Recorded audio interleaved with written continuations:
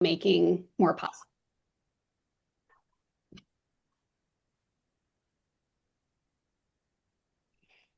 I'm happy to have been, if that's okay. I think we're also seeing that our donors, especially those that are parents, are feeling overwhelmed. They're getting a lot of communication from other places, from their social media, from their email, from work, and from school itself, especially at an independent school. There's so much communication. So what I found is that when we send something that has pictures of their kids or is personalized to them, they're really touched and they also want to look at it. So it really makes a difference.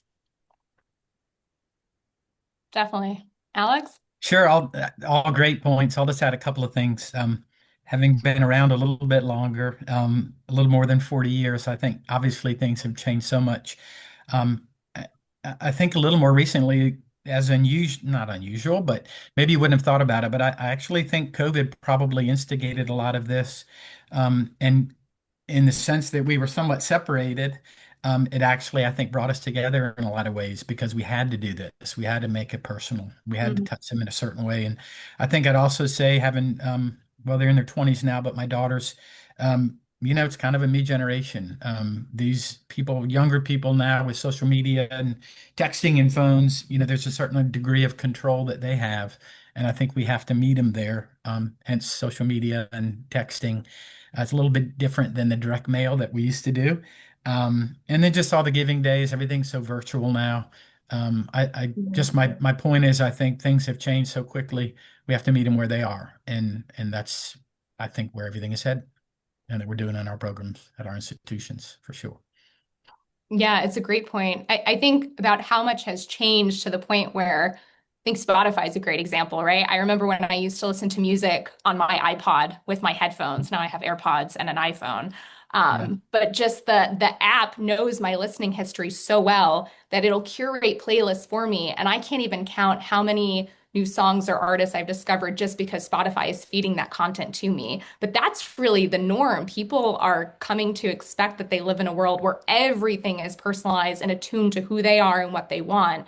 And it's hard for us in doing the work that we want to do to engage people with content that they don't care about. So we got to lean into what they care about. And in our world in particular, in this kind of K through 12 space and these mission-driven organizations, that means that we often have to figure out what stories do people want to hear, do they want to see, do they want to watch, and then give them those stories. Like Shari, to your point, like a picture with their kids. Oh my gosh, how heartwarming is that? That's gonna grab them immediately. So we really got to be intentional with every piece of content we release, which makes our jobs a lot harder but more meaningful, right? Um, so let's move on to bandwidth.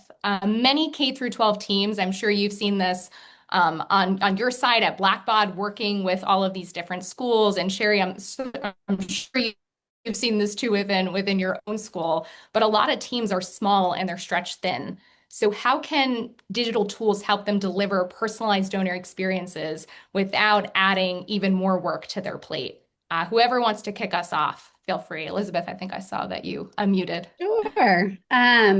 I think it's all about finding the right tools that are removing your manual work instead of feeling like it's adding to it. So if there's ways that you can automate your segmentation or, the timing of communications or, even your content delivery, I think it's about setting up smart workflows and making sure that what you can automate is automated so that then the time that you do have is really spent focusing on strategy and that one-on-one connection and the relationship, building. I think it's not, news to anyone that we are in this new landscape of AI and how that can, help us. And I think it's that delicate, threading of the needle and balance of how can it augment what you're doing, and really support you instead of doing everything for you.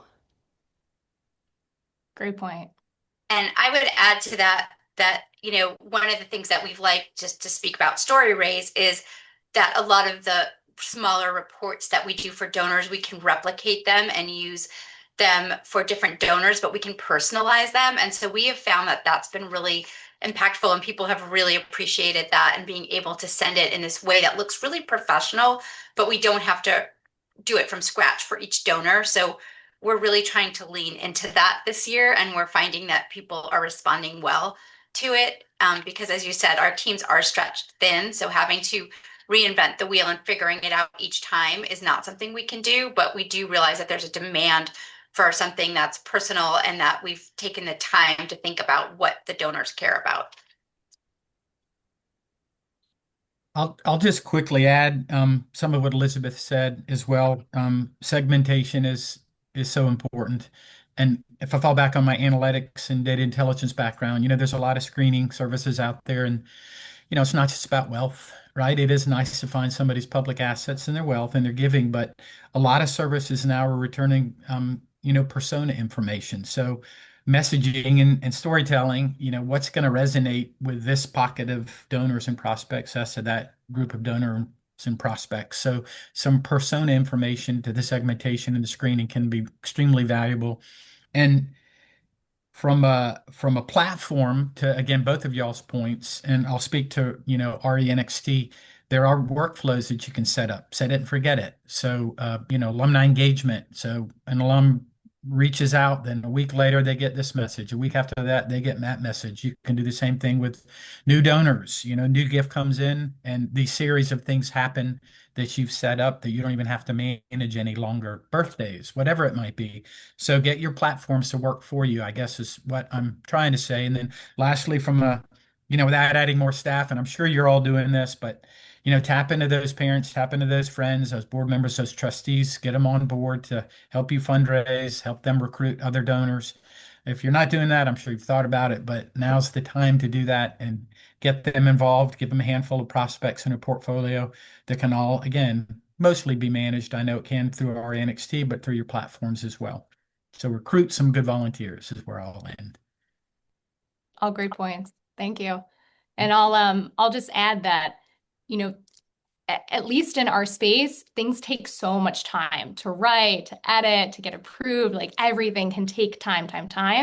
I remember when I worked in the nonprofit space many years ago, there was one particular nonprofit that I worked at. We would spend upwards of 6 to 7 months just on our annual report alone, from copy to design to printing. And now many years later at Storyraise, where the digital world that's it. Everyone's in it. Everyone's doing things rapidly and quickly, and you got to keep up. We're putting together reports in just a few weeks for K-12 schools and other customers. It's just such a shift. And I think what's been a relief for professionals too is that with the digital space, at least in a digital report form, is you can always make updates to your digital report within Storyraise. So that actually takes off some of the pressure to produce that perfect product, that pressure that used to be on you when you're looking and you're proofreading something and maybe you forget someone's name, you forget a donor's name, or you misspelled someone's name, or a story has a typo. Some of that pressure has been alleviated because you have the ability and the autonomy to go in and make changes in real time, and to also have multiple people viewing and editing and adding elements to a report. So it's a new way to go about actually making either these full-length reports that are annual reports or impact reports, or Shari, like some of these smaller reports that you all have been making. It's just a lot faster and a lot more seamless than it used to be. So lean in, essentially a long-winded way to say, just lean into those digital elements because they're there to help you. You don't have to stuff the envelopes anymore, or take the long way to make sure that materials are getting into your donors' hands. And Shari, I know that you recently created a digital report for your school. I'd like to pull it up and actually give the floor to you to share a little bit more about this new report style that's helped you engage more donors. And also, Elizabeth and Alex, from your experience too, love for you to chime in and just hear your thoughts about what you're seeing in real time with this report, what you think is working well, what's new, what's different. And Shari, Great. we can certainly jump around to different pages. I know it's Sure. a long report, but if there are certain pages you want to highlight, or we could start from the beginning, wherever you want to go from. Sure. Well, this was our 36th anniversary. So there's a section in here, if you want to jump to it, about our history. And we wanted to do a longer annual report this year. So I guess, Shayna, if you want to just show the history section, we really wanted to look back on 36 years, but also celebrate what's happening now. So we were able to do this longer report through Storyraise, and we were also able to integrate it into our website. So one of the things that was really nice about this report was that, as you had mentioned, it's easy to format in Storyraise, and it also allowed us to seamlessly embed it. So we were able to share it with a lot of people very, very quickly. And we got a lot of feedback that people loved looking back over the memories, but it also shows some new things. Like if you go to the section, there's a section on our new STEM Center of Excellence, which we just built last year.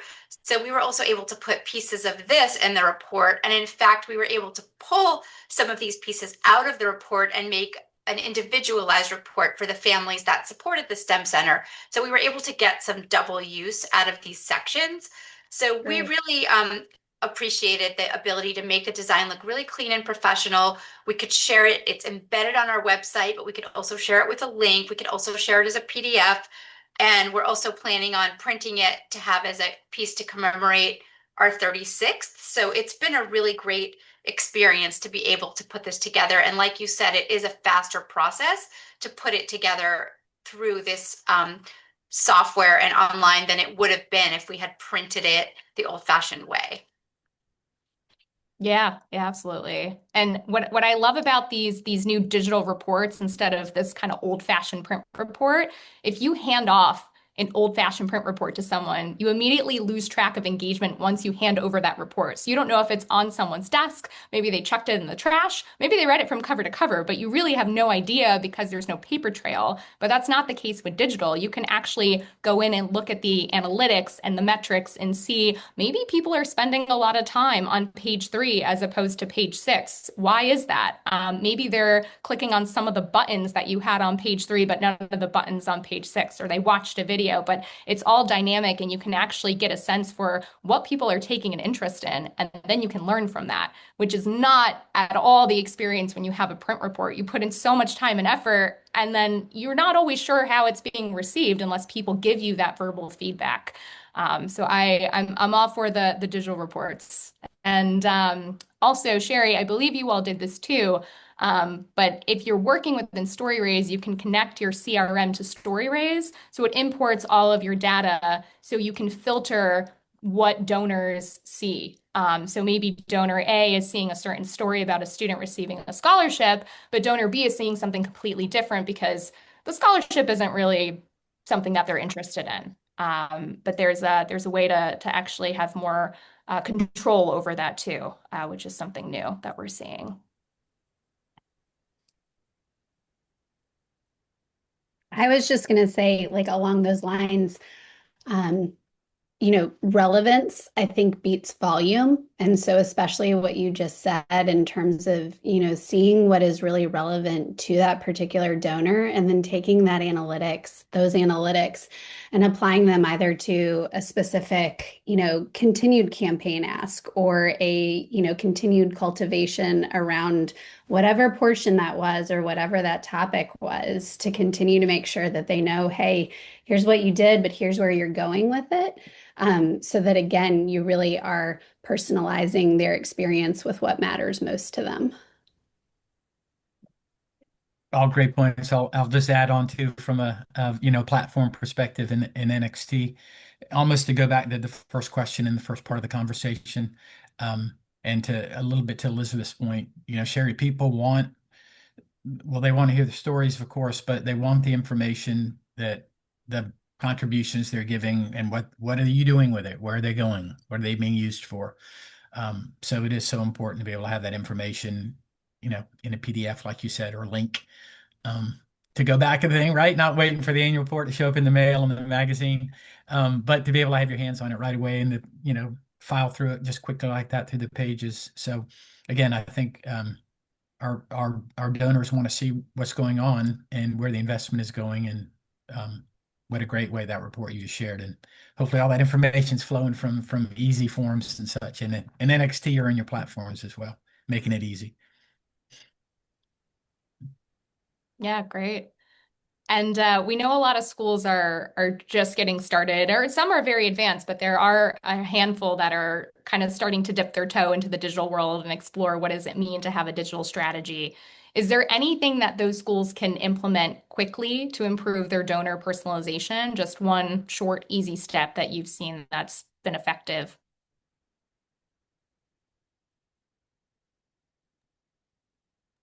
I'll I start think, just oh, go for it. from a quick, and then Elizabeth, please come in. Again, just from a data perspective, don't overlook data enrichment and data hygiene. Make sure you're scrubbing your database, make sure you're getting updated addresses, updated phone numbers, updated emails.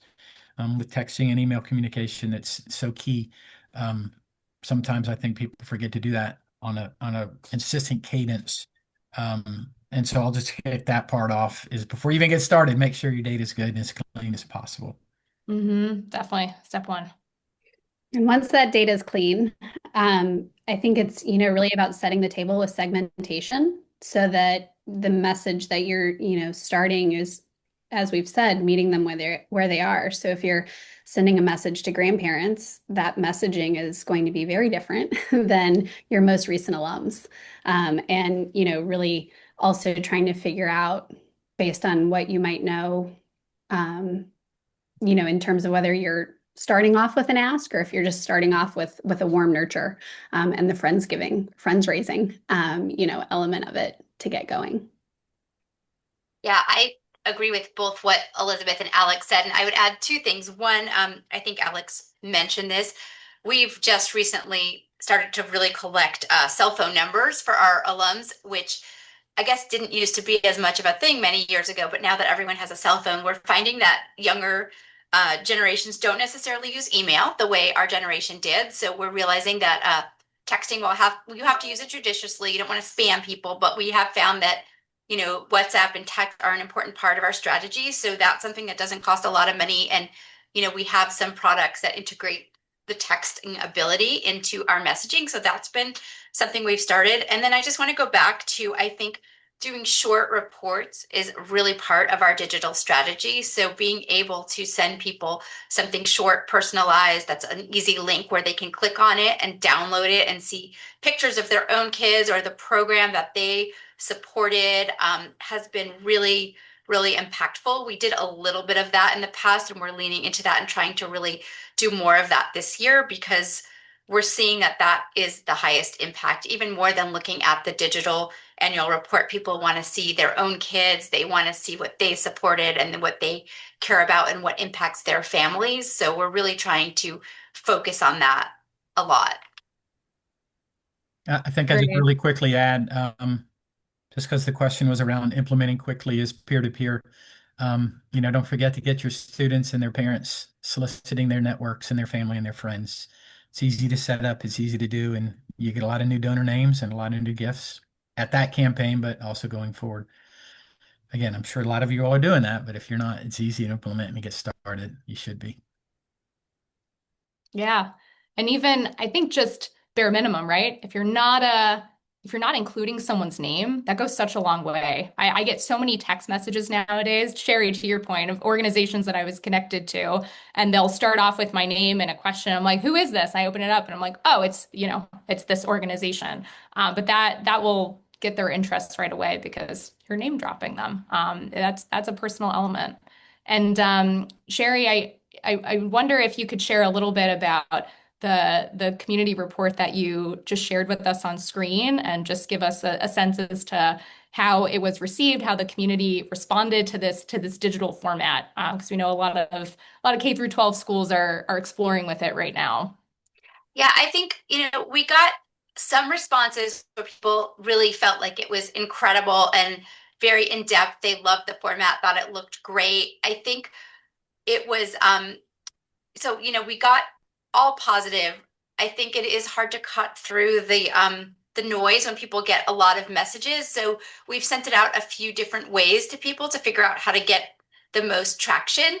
But overall, the response has been really, really positive. And then when we have sent smaller individualized reports to people that were personalized, just to your point, Shayna, we've gotten an amazing response, where it's really an individual email with a special personalized report just for you. I think that's been the strongest response that we've gotten, but we did get very positive feedback on this report and people loved it. They loved that we were able to put so much detail and so much depth into it, which is very expensive to do when you're printing it. So overall, it's been extremely positive and we really enjoyed the experience of working on it. Good. I'm glad to hear that. I have two more questions for you all, and then I know we'll be just about at time, so we should have just enough time to squeeze in these last two. When using technology to engage your donors or to engage any donors in a K through 12 space, how should schools think about balancing scalability with authenticity? And we know that that's a fine balance.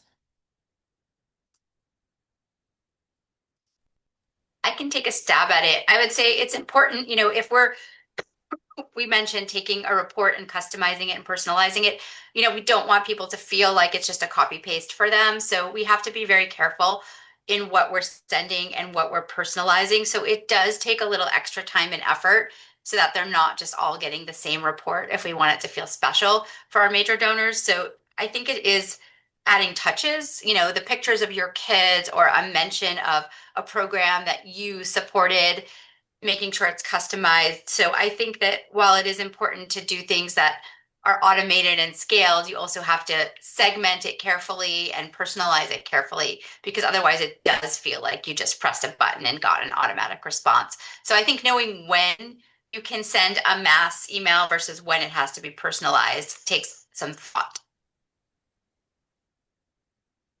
I think I would add to that, Shari. Um, kind of the old school side as well. I think I'd always go for authenticity before scalability. So if there are, and where I'd go with that is, and we've all said it, is segmentation, right? So again, stating the obvious, but my daughters, they're fine with the text, their grandparents, no, maybe a handwritten note, maybe a phone call. So just be intentional and have a plan. Analyze how that plan worked the next year so that you can make changes and adjust.